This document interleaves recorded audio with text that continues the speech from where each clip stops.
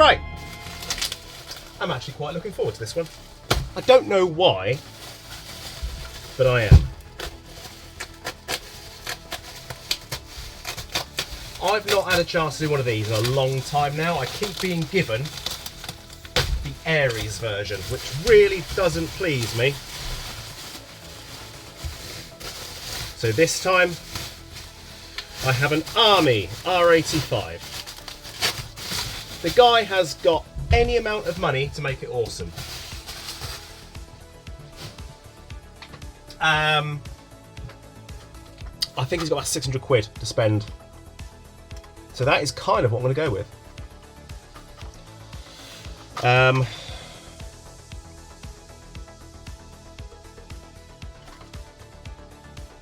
I'm seeing a G&G hop unit and what I believe to be a G&G gearbox, but that is definitely Army.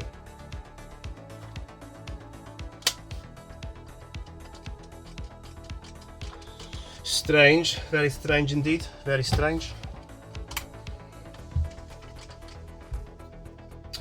Okay, weird.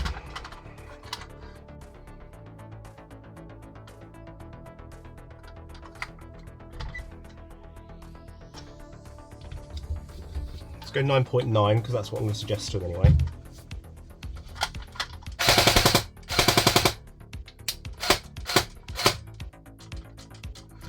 Well, there we go. There we go. Yeah, okay. So it's the G&G ETU version with the wires from, I believe, a gate on a... yeah.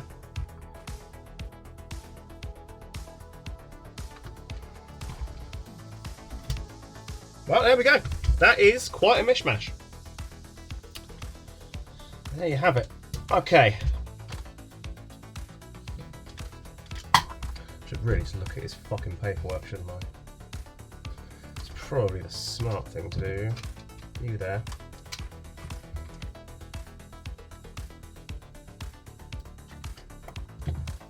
You there. You there. Jesus.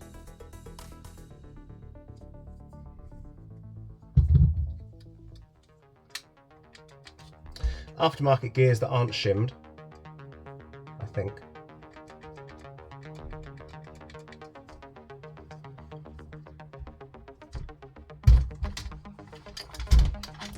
All that shit's coming out anyway, to be honest, so I don't give a fuck about a lot of that.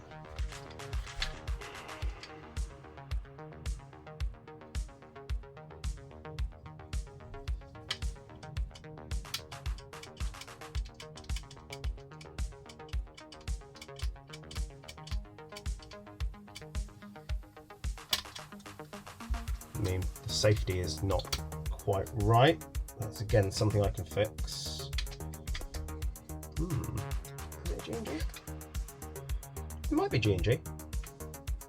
The gears anyway. Might be G&G, the rest of it is.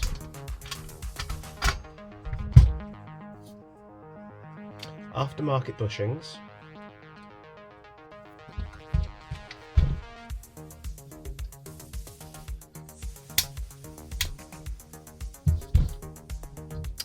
Well, I am intrigued. I was given the gun from a family member a few weeks ago. I played one game and found a few issues. Gun would not feed correctly. Yep. Site text suggested mid-cap syndrome. Well, could be. Used high caps after seemed okay, but problem became inconsistent. Power was down 0.28, 11.1. 1+ dual. Main gun. Blah blah blah. Blah. Budget 550, fine. No history of the gun. Go! Right, so what you've got is a G&G ETU gearbox with the original gears. The bushings have been changed out to solid steel ones, that's good. And it's good you've got the ETU. This is also G&G, that is not the original piston, but it has been worked on. Not in the neatest way. There's a little bit of damage, but not a lot. I'm going to check it out in a second. I don't know what magic I'm going to find in there. These normally use 19-tooth pistons, but in the G&G ETU version, they use a 16-tooth piston and they use a spacer. G&G hop unit and barrel, I assume barrel, but this is an Army upper and lower. It is not a G&G. That may or may not account for feed issues, but it cycled. It cycled. I get the feeling there's going to be fuckery. Just get the feeling there will be fuckery. I'm going to keep some of his wires because I'm not stupid. I can reuse some of this. Some of this I can reuse. We'll need to cut those shorter.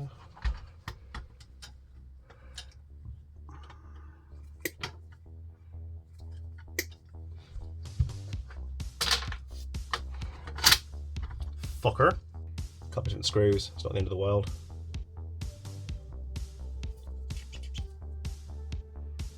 Nozzle's been ground down.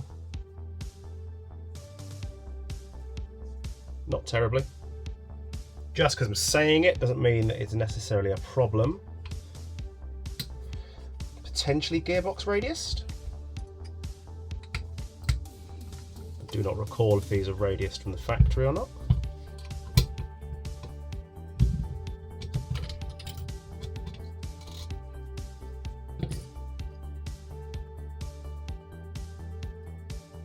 .3D printed washer. Changing that out just in case. It's all in there. That's in there.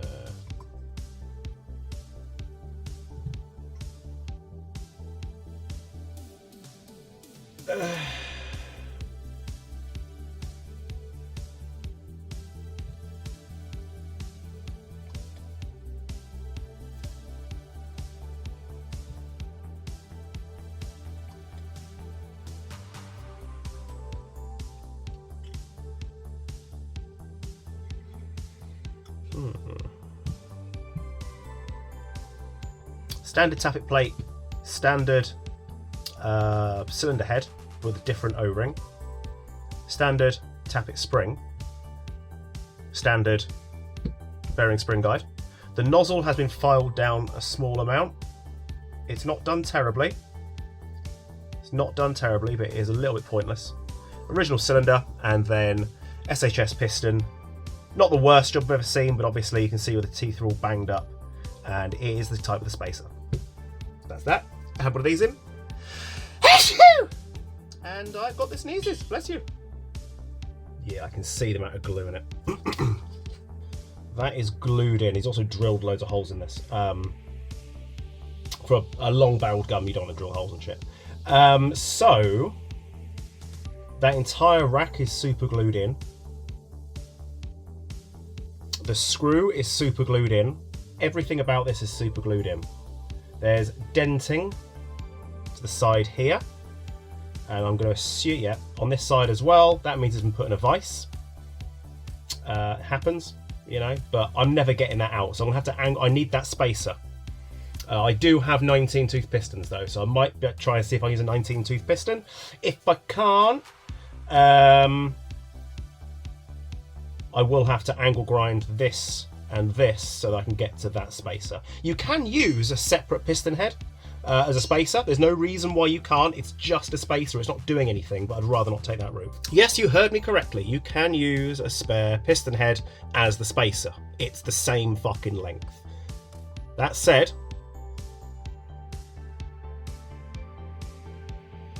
well, here comes the fucking Reddit police. Yeah, it's never coming out. That said, as long as I put an O-ring on it, it does, you know, it's all right. It's not too bad. It's not actually a bad thing at all. Starting to get whingers again. Ah, it takes so long. Yeah, I'm going to get it right the first time, aren't I? Cunt face. What was the other thing I read? Not a fan of me, because I'm Bit too edgy, trying to be edgy. I'm not trying to be anything. I'm a wanker. And you work at one of the worst fucking run airsoft sites that could be fucking amazing but isn't, because you're draconian as fuck and your boss is a fucking moron. It's fucking beautiful, isn't it?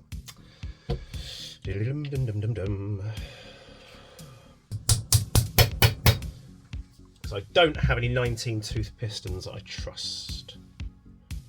Too many of the yellow ones from SHS break. Too many. See, that locks it together perfectly. See? Eh? You feel me? You feel me?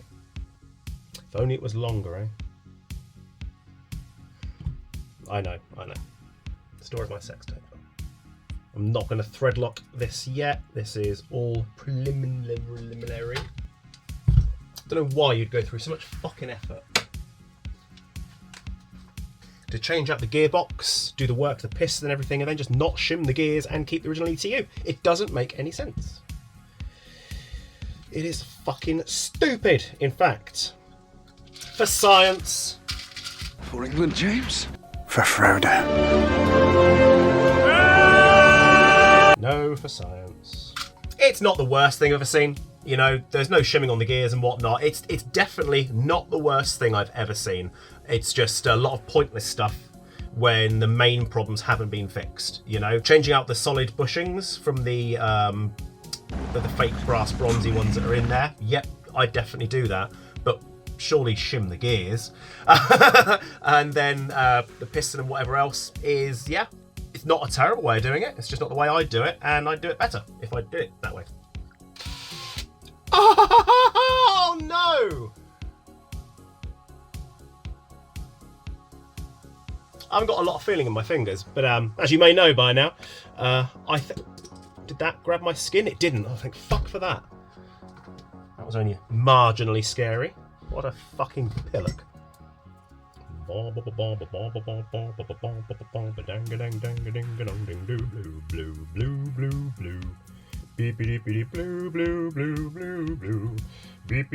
was actually watching American Wolf in London last night, and that would be why that just happened. Can't excuse it.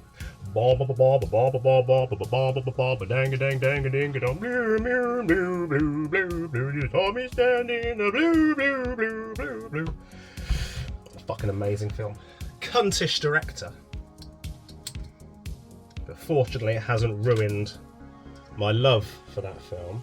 Finding out what an fuck's back. Finding out what a complete cunt he was. So just preliminarily, again, I am removing the edges of this because I don't want it touching the inside of the cylinder at all, which it now doesn't. So let's smooth that down. And no, having two O-rings on it, although it centralises it, can cause a little bit of pressure problem, so we don't do that. Oh damn, I could have put another fat one on.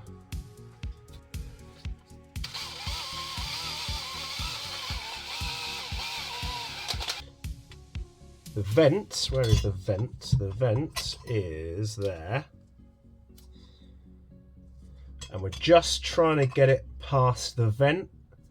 So I'm hoping I can still take off one tooth from the sector gear and get it past the vent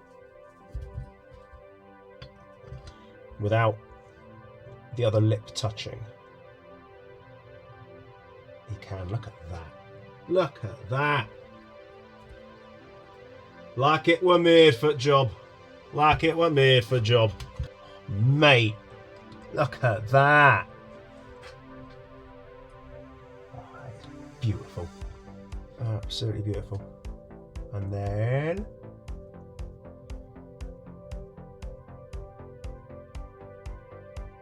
doesn't need short stroking either. Cool. We're going to keep the full travel on that then. That's a good thing. Little mod to that.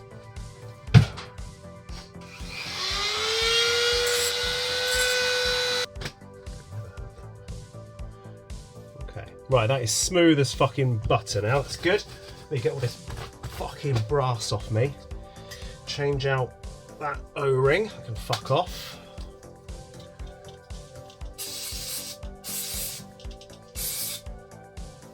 Okay, so I have made this very slightly longer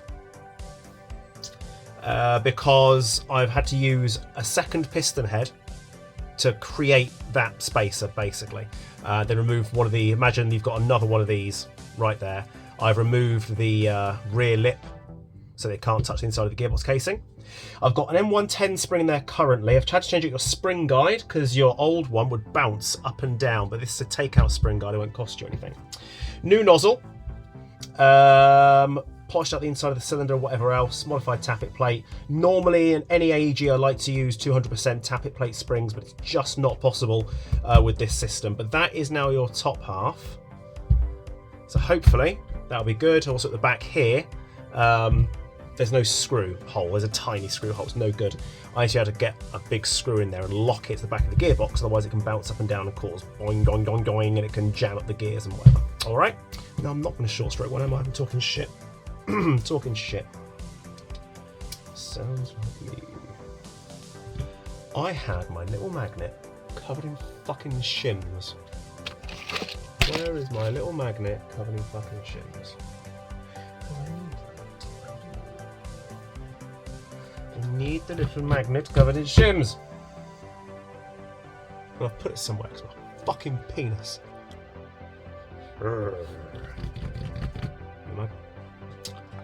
Never mind. Everything is on time for the build so far.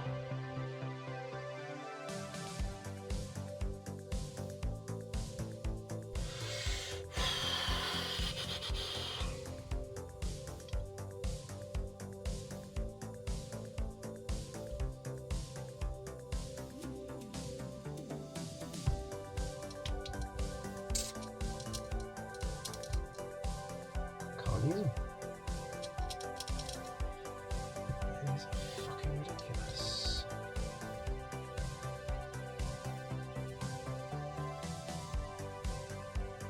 Nope, can't use them that either. That is a fucking pity. G&G L85. This is SHS gear, M14 type. Solink does not fit. There you go. Doesn't fit. And if I take that out and go back to the original G&G gear, again, doesn't fit. Quite is in there now. There you go. Bollocks. Hang on. Right, it's out now. This is a standard JG. And that goes directly in. It's rubbing on here because it's not shimmed. You can see it does turn. A seamer.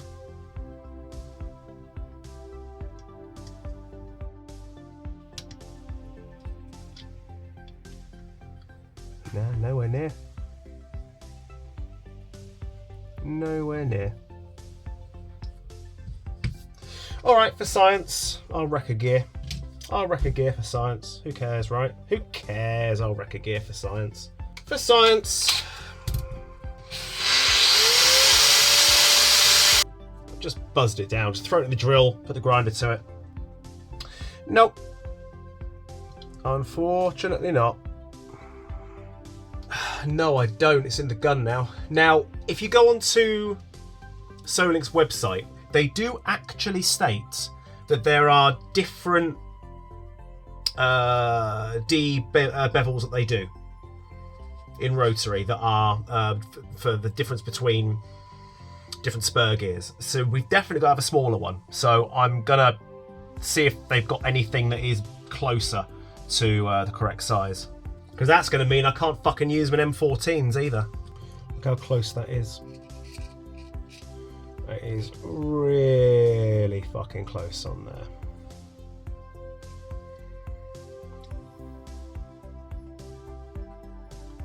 So that may mean the tappet plate is going to rub But before I check that, I'm just going to smooth that out a little bit.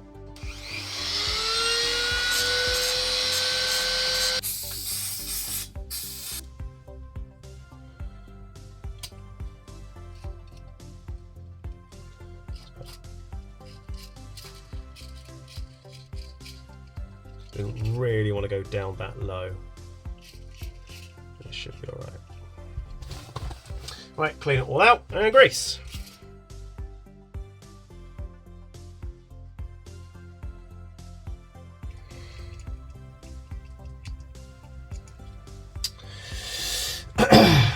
I'm wondering if I want to go all out and modify that and change it to a wire and give it a micro switch trigger.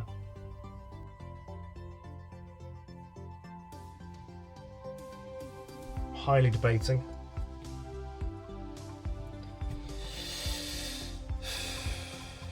Because that would fuck off the horrible trigger bar. He's got enough budget for it. Never opened one of these up before. So let's see what's in it.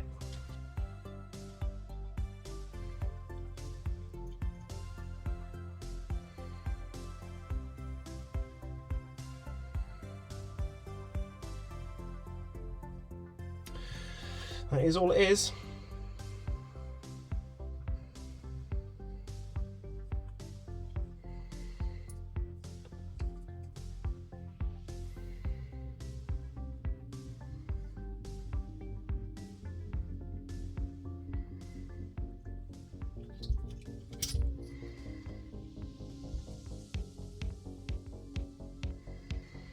Okay, so technically, if this were to work, give it some power by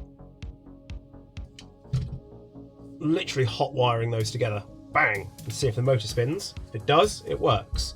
So let me give it some power through here. I want to get this on camera for when it fucking goes boom. Oh, why is that cut down? What the fuck? Oh, I don't know. Okay. Right. Keep those well away from each other.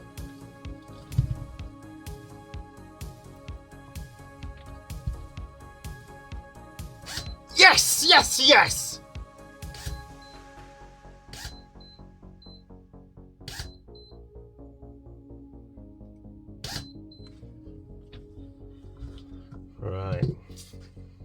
Right. We are onto something, my friend. We are onto something. Mad scientist shit. I've taken out your crappy switch. Completely taken it apart and replaced it with two wires. And that, instead of having your trigger bar, so that sits in there like that, and instead of having a trigger bar that runs all the way down your gun, and I can run it, technically I could put the mic switch here and then run it in reverse so that when you let go it fires like that. But then if the wires of the in a different configuration, that basically means that it would fire in reverse, but that still means that it only fires when the trigger's pulled, because it's releasing the pressure, if that makes sense. So I could literally seat it under here. Because obviously you've got the switch and you push to make power, but you can have it so it's power. It's still running on this and a Peronite U++. It still works, and I've just tested it. That works. It gives me power. So thing is, there's nothing mechanical there now. So do we have power?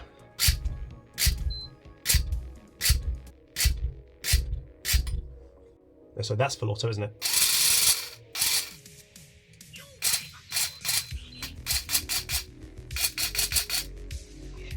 Fucking beautiful. It's beeping because it don't like 9.9. It's almost like I'm a fucking airsoft tech. You notice that? I've noticed that sometimes. It's almost like I know what I'm doing. I don't want to beep at me, so I'm going to go and use 11-1, because I just don't want it to beep at me. Come on.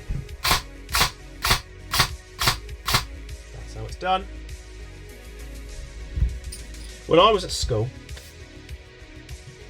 all of our maps, instead of having locations, just had little fucking drawn symbols that translate into fucking Reading speak for "there be beasties here," like that. Watch out, mush, there's beasties under this fucking bridge, right? When I was at school, unless you were good at maths, like top group and top group of science, you weren't allowed to go anywhere near a computer.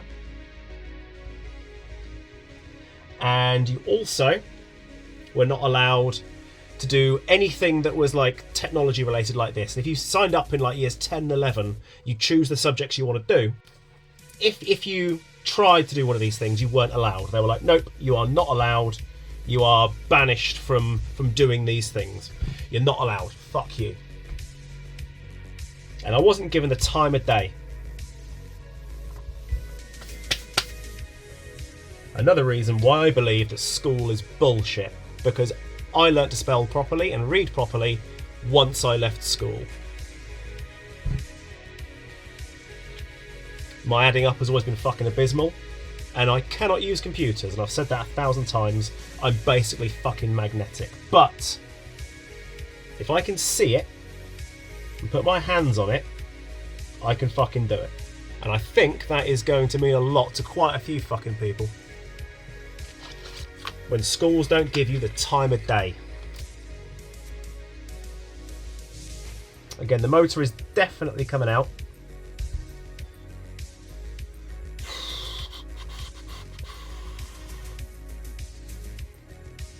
But again, we are just testing.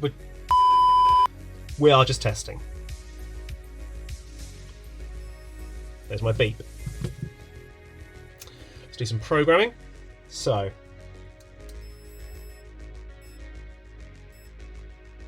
semi. Oh, you twat. I'm an idiot. Try again, Luke. So we're going to put it all the way down. Active brake. It's on 3. Want it off. Pre-cocking off. Well, this is still your standard motor, and that motherfucker is not staying in there. I've now set it up with the new Peroni 2++. It's not a new thing, but obviously it's newer than this piece of crap, which can now go in the bin. Semi. And then this will be really hard, actually, with a... you have to trust me, I guess. I'm going to try and do it. So, we're going to... Oh, come on, Luke, you can do this. I've got... Oh, fuck off, Luke! That was difficult to figure out. Ready? 3-shot burst. Alright. Okay. Motor. And that is then all I can do for the day, but it should be the fucking hard part over. Right then. It's all finished. It took a long time, all told, and it's not because of the trigger modification that I made. It was just where this has been put together to give somebody an L85 A1 with an L85 A2 gearbox. Now, there were inherent problems with the way this was built. As it turns out, this was actually purchased directly from a tech. It was his own personal gun or something like that. And when someone is doing work for themselves, look how fucking diplomatic I'm being. When someone is doing work for themselves, it's never as good as the work they might be doing for a customer. In some cases, they just don't do good work. Sometimes you see good work from them, sometimes you see bad, and this was thrown together. It was thrown together. So you've got the L85 A1 charging handle. Now this, because there were parts missing, parts that weren't working. As you can see, I've got the rotary hop unit in there. It is on a spring, but it's not a great spring, so I'm leaving that locked forward. But it's got the it's got a ZCI rotary in there. It's quite happy with that. And let's pop that back there. I have had to remove a couple of functions, like this no longer unlocks this, because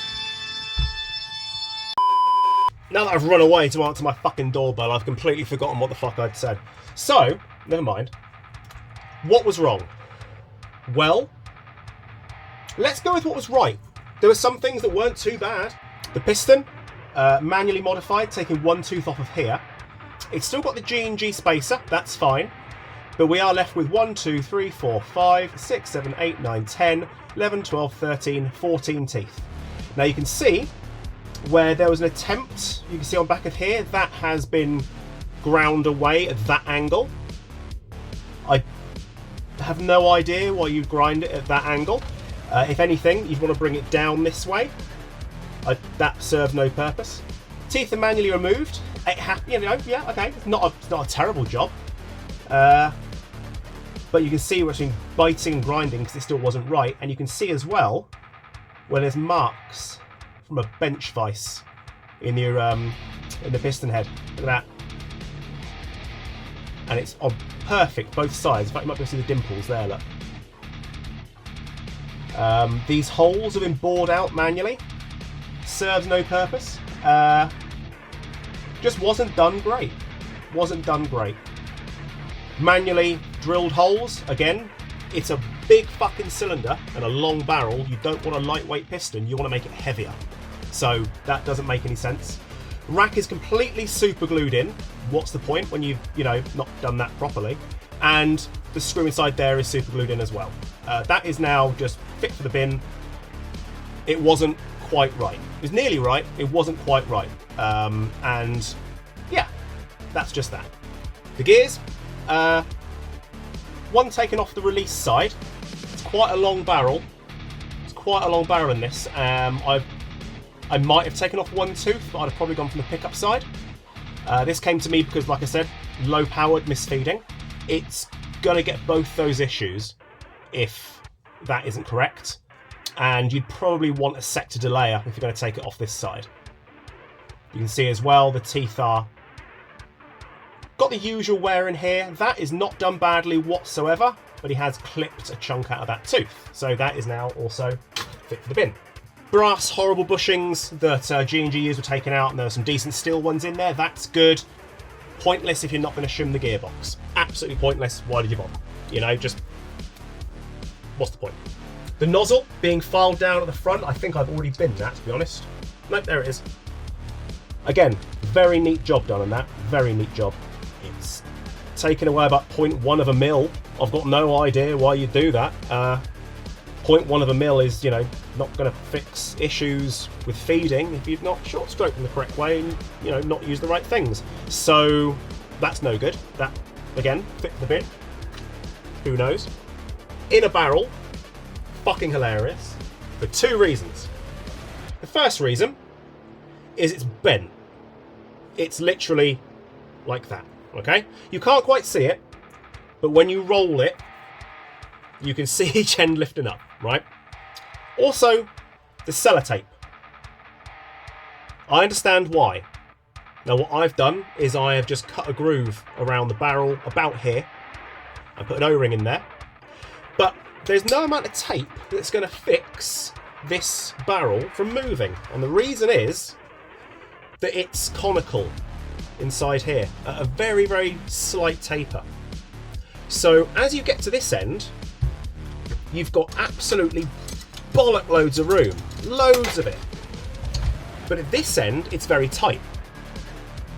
So the only way to install the barrel correctly without having that ring roll back on itself would be to go from this end. Now this is a 40, oh god, I think it's a 410. It's about this much longer than the 407 that I've got inside here. 407 is a much more acceptable size for this kind of gun, providing the barrel is kept straight. And as I said, I've got O-rings in places like that, but I've also utilised grub screws. I'll show you that in a second. What's happened here is that putting the tape here and here, well, to get it into this end, this tape has to be so short that it can't touch the sides. So if it goes in this way, so that this is thin enough to get through this end, at this end, it still wobbles like a bastard. And you can shake the gun and feel it wobbling like that, because it's just being held with a plastic hop unit. It's going like this, it's going fucking everywhere. So again, completely pointless. So it's bent, sellotape for no reason, because it isn't doing anything. There was no forward thought put into that. So again, fit for the bin. So, fuck. That's basically what I discovered. Now I have rewired And you can see inside here, I've got the ETU program instructions because I have now got a parent ETU++ inside here. So that makes it a lot easier to use. Let's quickly wallop it apart. It now comes apart a lot easier because I'm not using the retaining bracket that lives here for holding the hop unit. It's not required anymore. The wings on the side of the G&G hop unit that they use, they're not quite right, and it means it can pivot. When you use a different hop unit, it holds perfectly tight on its own. So this here has got 0 left to right wiggle, absolutely none. So let's pop this open. 1 and 2. I've got these on a QD point because if he pulls it apart when he has to clean his barrel and whatever, you know, if he tears the wire, that's going to be bad. So this now comes apart a hell of a lot easier because that bracket isn't there. It's just not there. And you can see it is absolutely not required. That cannot move at all. I've modified it so the clip still holds the barrel in place. Look. And you'll see here where I've just used slightly longer screws. These screws are just holding the barrel so it can't slide forward. That's all they do. I've used slightly longer ones and I've tweaked them up and down to keep the barrel a bit more stable. And it's that simple. That's what I've done. And then the O-ring halfway down the barrel here that keeps it a little more stable, and it's not going to go anywhere. You can't wobble it around. This is the fun part. I'm going to neaten this up very slightly. That is how I've got it. I was running out of time, basically. I overlooked one thing, and that is that I've taken out the entire trigger bar and I've run the spring from the trigger down to the point where it attaches the grip. Then I've put a hole inside here. I've bent the trigger bar to be a certain shape and put some cutouts in it, and I've run a screw in the slot which comes through into the metal and into the side of the grip. God help anybody who thinks they can just take this apart, because they can't. And then attach micro switch there, and I've tuned it to be, you can see it wants to lift up but it can't because the screw is stopping it, and that is then tuned to go power there. And I've used a bigger screw here so it can't over travel, and the safety still works. That's how I've got it running. And then I removed the switch from the inside of here, as you saw me planning, and used wires instead of a trigger bar, and that gives the ability of that much shorter pull. Now he's okay with it being like this. I will tidy it up a little bit. It would have saved me half an hour if I just kept this fucking trigger bar, to be honest. But I do want to keep the trigger bar, and once you've taken it out and cut it, you're fucked. You're not getting another one there. But everything in here is now working flawlessly. So let's give it a shot, shall we? Now I've used the rate of fire adjustment on this so that we can keep the rate of fire reasonable and keep the semi good. Plug in. It's going to give me the yellow lights for a little while because this is earlier firmware. This is one of the earlier ETU++s. The newer ones don't do this. They just plug straight in and go beep. You have to wait for normally about 10 yellow lights and you get your green light and you're ready to go. So, safe, semi. You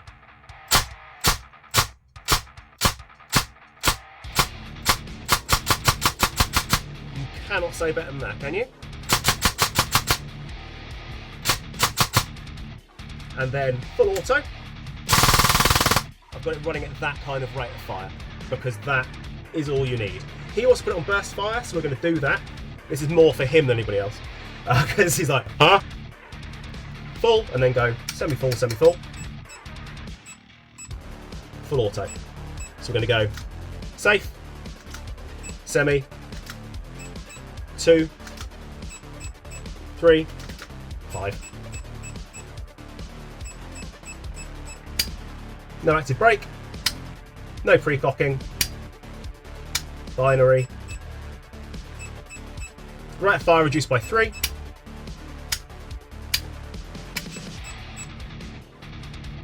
and that's it.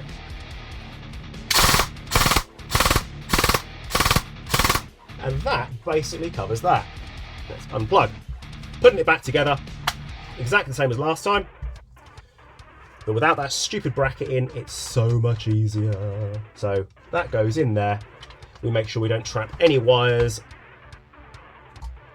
like that. Make sure the hop unit is lined up. Make sure everything is in place. Again, this is mostly for him. Like, come on, we go. Come on. That one there, that one there. That one there, that one there. Make sure we've got no trapped wires. No, we don't. That goes back. And then rear body pin. And then just keep an eye on your wires. I go on from this side and then bink, that's in there. And that's it. Pop that back in. She's good to go. Let's give it a chrono, shall we? Okay, mag in. Click. Battery again.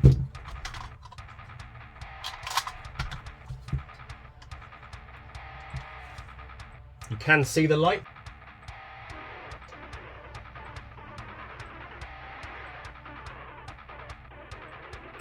There we go. And let's give her a chronograph.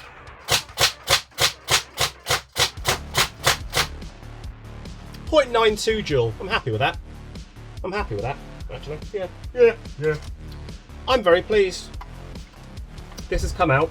Up on. This has come out very nicely. Very pleased with this. And that can now go back to Daddy. There we go. A YouTube video that I didn't know was going to be a YouTube video.